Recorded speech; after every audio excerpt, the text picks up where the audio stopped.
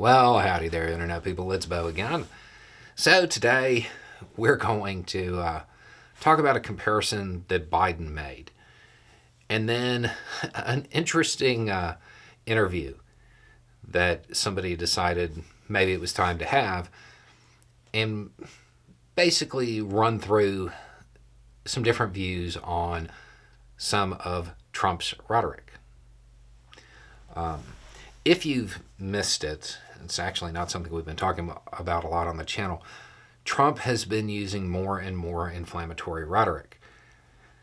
I mean, more than even he was using before. Okay. And the Biden administration made a comparison, and they said that he parroted Hitler. This immediately brought up the idea of Godwin's law. If you're not familiar with Godwin's law, it is an old internet adage that says, as an online discussion grows longer, the probability of a comparison involving Nazis or Hitler approaches. Basically, the longer a debate goes on, the more likely somebody is to say, oh, well, the other side, this is who they are. It's called Godwin's Law because a guy named Godwin came up with it. Politico reached out to Godwin, the guy who actually came up with this. Because when Biden said that, there was a lot of pushback, but not as much as you might imagine. It was political math on their part, and I think it paid off.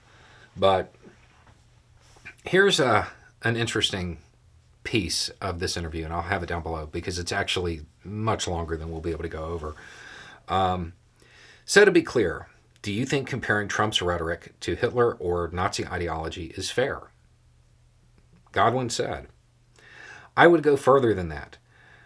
I think it would be fair to say that Trump knows what he's doing. I think he chose that rhetoric on purpose.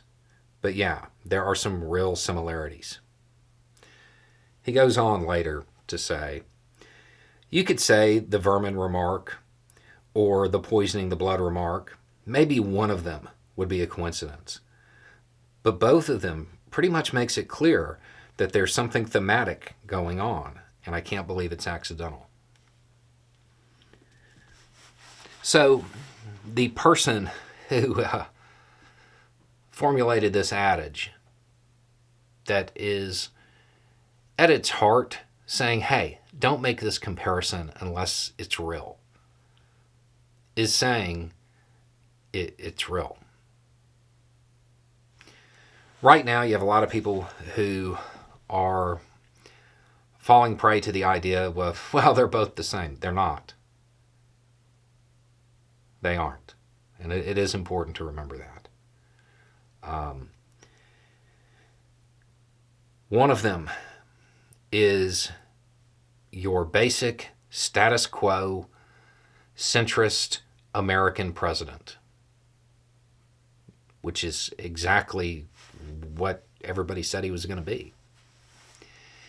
The other is a far-right extreme authoritarian.